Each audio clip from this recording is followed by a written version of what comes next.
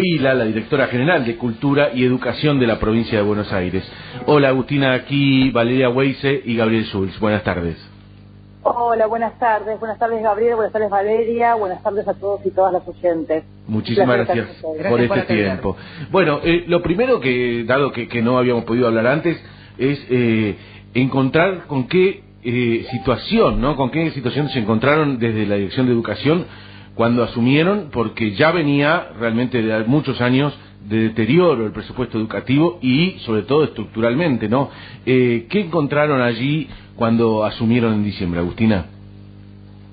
Bueno, mira, Gabriel, parece que me hablaras de la prehistoria, ¿no? Sí, de la prehistoria, la verdad. 7 meses, pero con una intensidad muy grande. No se trata solamente de una cuestión económica, digamos, de financiamiento educativo, que por supuesto es uno de los ejes y una de las dimensiones.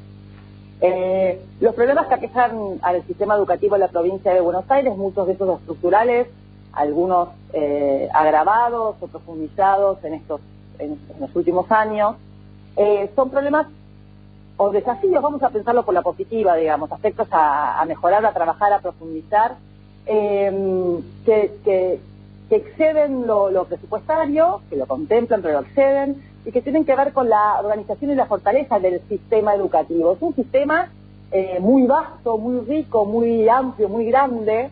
Vos imaginate que estamos hablando de casi 20.000 unidades educativas, es decir, 20.000 escuelas, entre lo que es la gestión estatal y la gestión privada, 5.200.000 estudiantes, más de 400.000 trabajadla o sea que imagínate que, y además todo eso atravesado por las diferencias, tanto en la realidad urbana, rural. Claro, es muy heterogéneo, o sea, sí. Es sumamente heterogénea y esa heterogeneidad es rica. Digamos, es rica, reviste complejidades, pero es rica. Entonces, la verdad es que lograr que un sistema educativo de estas dimensiones y con esta diversidad se fortalezca es una tarea muy ardua que llevamos adelante y que tenemos como objetivos desde el primer momento. Por supuesto que esos objetivos, la verdad que no se han alterado un ápice, porque cuando vos pensás que es consolidar o fortalecer el sistema educativo, es lograr que la escuela sea ese lugar de encuentro educador que debe ser, donde el protagonismo del proceso de enseñanza y del proceso de aprendizaje esté verdaderamente atendido y garantizado. Y para eso hay un montón de condiciones simbólicas y materiales y organizacionales también, en las que tenemos que trabajar. De eso se trata, de que el docente esté en condiciones laborales, salariales, y con la posibilidad de una capacitación permanente, que los equipos directivos cuenten con el acompañamiento, que la interacción, la comunicación entre la realidad educativa de cada territorio y las definiciones del área central, de la dirección general, estén permanentemente enriquecidas y se facilite esa articulación. Entonces, fortalecer el sistema educativo es esto, es poner las escuelas en términos de infraestructura en condiciones, es lograr, y excede incluso también a la función del mismo sistema educativo, digamos, es lograr una articulación entre todas las áreas de gobierno que hacen posible la detección y el acompañamiento de problemáticas que emergen en la escuela, pero que exceden la situación de escuela. Sí. Desde situaciones de violencia intrafamiliar o de violencia de género, vulneraciones de derechos en todos los sentidos, los problemas alimentarios, digamos. Claro. El rol social de la escuela aparece ahí en esta descripción que está haciendo, ministra. Es así de importante, y en el medio nos agarró esta pandemia, porque usted describe una situación de lo que encontraron, imagino todos los planes, me acuerdo en febrero cuando fue el anuncio en principio histórico de la refacción de infraestructura escolar, que era fuertísimo, además movilizando cooperativas, un montón de cosas después de la tragedia, ¿no? Del año pasado y demás. Pero después la pandemia, ¿no? ¿Cómo hicieron para organizarse tan rápidamente? Sobre todo lo hemos hablado acá con Gabriel, con el tema de la brecha tecnológica, aquellos que podían tener acceso a la conexión, a estar con una computadora, y aquellos que necesitaban que se llegue en mano con un cuadernillo, por ejemplo.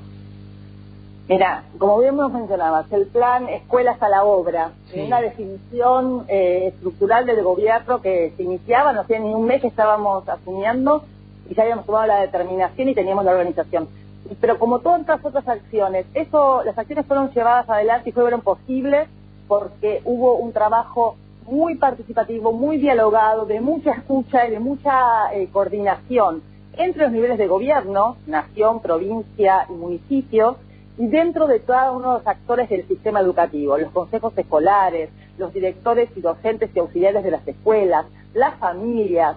La verdad es que esto involucra una gran cantidad de actores con una responsabilidad y un compromiso muy grande, y esa es la clave. Honestamente, toda la labor que estamos realizando en el marco del Consejo Federal de Educación, en donde todas las jurisdicciones trabajamos junto con el Gobierno Nacional definiendo lineamientos generales que van orientando y ordenando la labor que después se adecúa a la realidad de cada jurisdicción. Y eso mismo se traslada al interior del sistema educativo en la provincia de Buenos Aires. Lo que vos mencionabas, que venían conversando con Gabriel, la situación tecnológica. Bueno, mira, la desigualdad es la desigualdad preexistente. La pandemia lo que viene es a mostrarla en toda su crudeza y agudizarla, sin duda.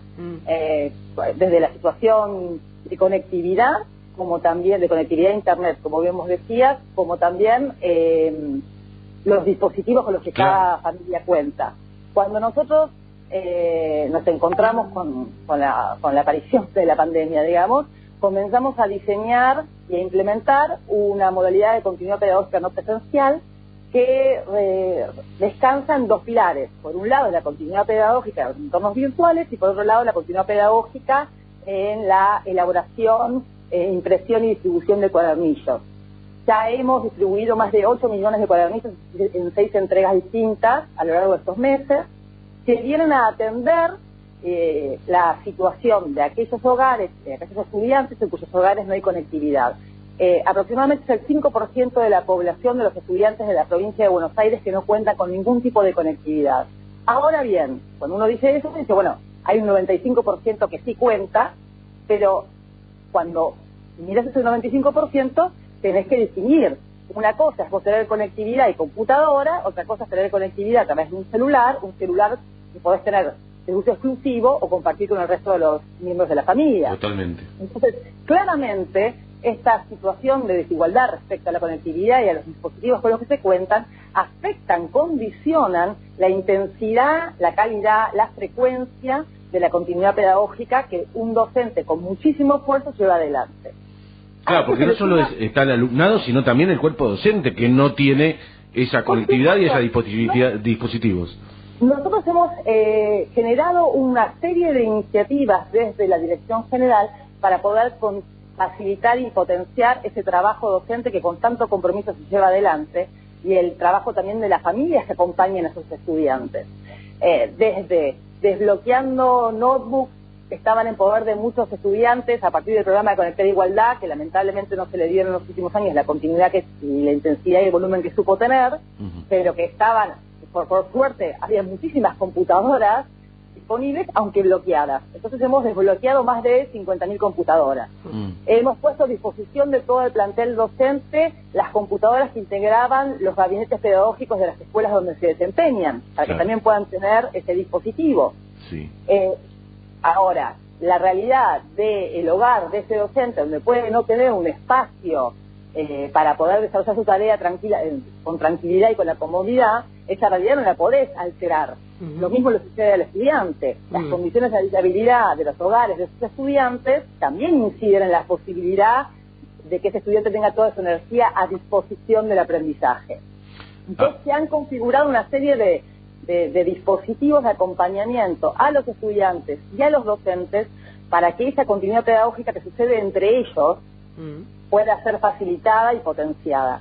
Entonces, el lanzamiento de la plataforma de continuidad pedagógica que se llama Continuemos Estudiando, que hemos desarrollado desde la provincia de Buenos Aires, a pocos días de que la pandemia, que se decretara la suspensión de las clases presenciales, eso supuso la elaboración de muchísimos materiales para cada nivel de enseñanza, cada año de cada nivel de enseñanza y cada modalidad. Y ese material que está a disposición de los docentes facilitó la transición que tuvieron que hacer los docentes en todo su proceso de trabajo. Al mismo tiempo, junto con el Gobierno Nacional, hemos logrado que esos materiales y el acceso a esa plataforma sea de libre navegabilidad sin consumo de datos. Es decir, que todos aquellos estudiantes y docentes que tienen celulares y que su única forma de conexión es a través de la red móvil, puedan contar con esos materiales y con esa interacción sin necesidad de estar consumiendo datos, que por supuesto en muchas familias eso representa un costo muy grande. Absolutamente, claro. Entonces, las computadoras, la libre navegabilidad, la disponibilidad de materiales al servicio de los docentes, y también toda una serie de dispositivos y de recomendaciones que hemos trabajado para ir facilitando, digamos, la estructuración de rutinas. Porque claro, los chicos, por ejemplo, pueden contar con su teléfono por la noche, vamos a decir algo. Entonces contestan su tarea cuando tienen la disponibilidad de contestar la tarea. Entonces, en un primer momento muchos docentes trabajaban 24/7, porque iban atendiendo las consultas y acompañando y hacían todo su esfuerzo para poder seguir consolidando esa relación, ese vínculo que aloja la continuidad pedagógica, porque no nos olvidemos de algo muy importante. Las clases se suspendieron a casi una semana de haberse iniciado el ciclo lectivo. ¿Qué quiero decir con esto? Ese docente y ese estudiante no se conocían, no habían terminado de consolidar sus rutinas, sus formas de trabajo, sus códigos de trabajo. Entonces hay un montón de aspectos que tuvieron que se llevan adelante en el vínculo entre el docente y el estudiante en un ciclo lectivo habitual, que en este contexto tuvieron que repensarse y recrearse. Y ese vínculo que se construye es indispensable para alojar y para dar lugar y potenciar la posibilidad de enseñar y de aprender. No es un dato menor. No, por supuesto. Agustina Vilas, la directora general de Cultura y Educación de la provincia de Buenos Aires, con ella estamos hablando. Te quiero consultar, dado que en algunas provincias de la Argentina ya el ministro Trota ya determinó que en algunas pueden empezar de manera presencial, y muchos municipios de la provincia de Buenos Aires que ya están en fase 5 están pidiendo un régimen similar. ¿Cómo estás manejando este proceso para ver si ya pueden en algunos lugares volver a las clases presenciales con el protocolo correspondiente? Hace meses que en el marco del Consejo Federal de Educación y dentro de las diferentes áreas en el gobierno de la provincia de Buenos Aires venimos trabajando y preparándonos. Hoy es tiempo de preparar, de planificar, de organizarnos, de capacitarnos, de pensar cómo vamos a reestructurar y a funcionar en una nueva presencialidad para cuando esa situación esté sanitariamente habilitada. La definición de cuándo estamos en condiciones de comenzar a transitar la presencialidad es una definición de carácter sanitario. Porque no nos olvidemos, yo creo que la realidad epidemiológica de cada jurisdicción es diferente, ¿no? De cada provincia es distinta. Pero a su vez, en la provincia de Buenos Aires nos encontramos muy bien, vos dijiste, hay distritos que están en DISPO, digamos, en la situación de distanciamiento social preventivo y obligatorio, y hay distritos que están en ASPO.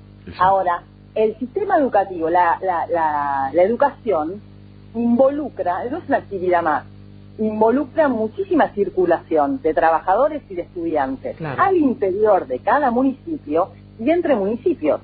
Aproximadamente, según nuestros registros que también es un dato muy importante tener en cuenta, hemos fortalecido muchísimo la información disponible respecto de la matrícula de nuestros estudiantes, las condiciones de esa matrícula, la labor docente. Bueno, la verdad que ha sido un trabajo muy interesante y que sienta las bases para el futuro y por eso me quedé dejar de mencionarlo. Pero lo que te decía es, los registros estadísticos nos indican que aproximadamente el 10% de los trabajadores residen en un distrito distinto donde trabajan.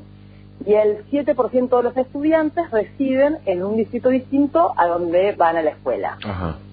Entonces, se tienen que exponer al transporte sí o sí, que es lo que no queremos, ¿no? Claro. Exactamente. Se tienen, bueno, por supuesto, hay distancias más largas, distancias más cortas.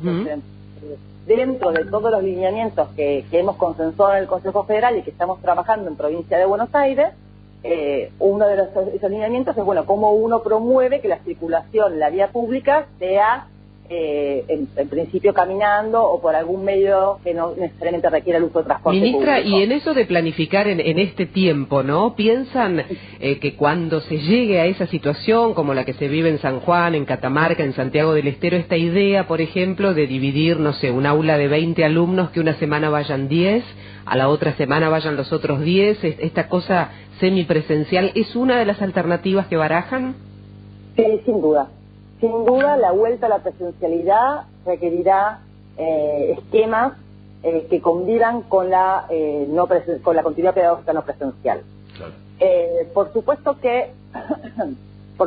que hay escuelas que funcionan en un mismo edificio, 3 escuelas a contraturno, ¿no? Sí. En un mismo edificio, sí, con una matrícula muy grande, remiten una complejidad distinta a una escuela rural con un solo turno, con una matrícula por sección más moderada, chica. Claro. Entonces, nosotros lo que hemos estado trabajando a partir de los lineamientos que consensuamos a nivel federal fue modelizar esos lineamientos pensando en estas diferentes realidades que te comentaba. ¿Para qué? Y este trabajo fue un trabajo que venimos haciendo con mucha intensidad dentro de lo que llamamos la mesa de cogestión, que son los espacios donde articulamos la Dirección Federal de Cultura y Educación con los representantes de los trabajadores, ¿no? Entonces, pues, fuimos enriqueciendo esos documentos, fuimos tratando de que sean lo más claros, lo más precisos, que contemplen la mayor cantidad de situaciones, de forma tal de facilitar que después en cada escuela se pueda adoptar el modelo que mejor atiende la realidad institucional de esa escuela.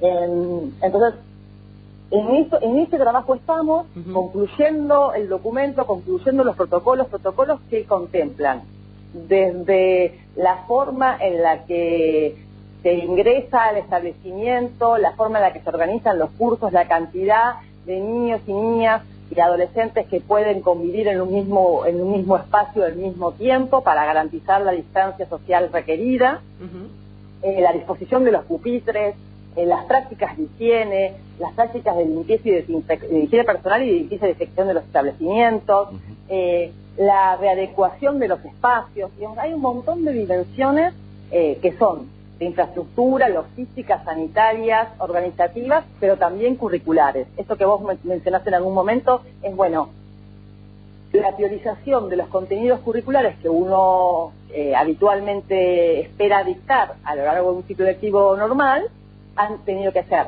revisados, priorizados, y esa priorización también se da en, bueno, qué es lo que vamos a atender y a la redundancia, priorizar en contexto de presencialidad y qué se seguirá haciendo bajo la modalidad de lo presencial. Por supuesto, claro, es un rompecabezas esto que estás describiendo, Agustina, y que seguramente te debe tener todo el día trabajando en este tema, porque el día que ocurra no puede fallar. Entonces, claro, cada pieza que uno pone tiene que ver que coincida con todo lo demás de este gran armado que es la provincia de Buenos Aires, con cada realidad que tienen los municipios, las cosas en ambas. 135 distritos. Es muy importante, sí. ¿Sabes qué es muy importante? ¿Qué? Es muy importante que todo esto sea conocido por las familias, que claro, sea conocido por los estudiantes, que no haya confusiones o espacios interpretativos que puedan generar o abonar más la incertidumbre que caracteriza ese momento. Lo que tenemos que hacer, nuestro mayor esfuerzo está para construir todo el marco de certidumbre y de tranquilidad que la comunidad tanto necesita. Porque lo inédito, lo excepcional, lo disruptivo de todo este contexto pandémico que estamos viviendo, en todas las dimensiones de nuestra vida, ¿no? Ahora estamos hablando de la educación, que es una de ellas, pero todas nuestras prácticas cotidianas, nuestros encuentros familiares, nuestra lógica, nuestra vinculación con el trabajo, todo se ha visto patas para arriba, decirlo así. Patas para arriba, exactamente, sí, patas para arriba. Entonces lo importante, cuando yo digo este es un momento de planificar, de organizarnos, de capacitarnos, de informarnos, es porque lo que hay que generar son las condiciones de tranquilidad, de certidumbre, y eso solo te lo da el diálogo, un diálogo claro. Exactamente. Agustina, gracias por esta nota, por este tiempo, y seguramente vamos a estar atentos a todo lo que se haga desde la Dirección de Educación de la provincia, y por supuesto cuando podamos volvemos a hablar, porque es muy interesante escucharte. Gracias. Te agradezco mucho, y un mensaje solamente para que voy a compartir. Sí. Llevar tranquilidad a todos. Ninguna definición va a ser tomada abruptamente. Cuando el momento esté dado para regresar, será informado y explicado con la debida anticipación, y el proceso se transitará de forma progresiva. Todos tenemos que darnos nuestro tiempo para organizarnos y ponernos en situación, y de eso se trata este momento. Y es un aprendizaje para todos, ¿no? Sí, al margen de los contenidos que recuperaremos con los chicos, hay mucho padre preocupado, pero bueno, tranquilos con el tema de las notas. Sí. Vamos a recuperar esos contenidos, vamos a encontrar la forma, el momento que no sobreexija al conjunto, sino que genere las condiciones para que ese disfrute y ese empoderamiento y esa fortaleza que deben tener los chicos y las chicas y los trabajadores también para poder enseñar y aprender esté dado. Así que con tranquilidad sepan que estamos trabajando con mucha responsabilidad y que no son definiciones autistas, ni aisladas, ni espasmódicas. Todo lo contrario, todo lo contrario. Muchas gracias, Agustina.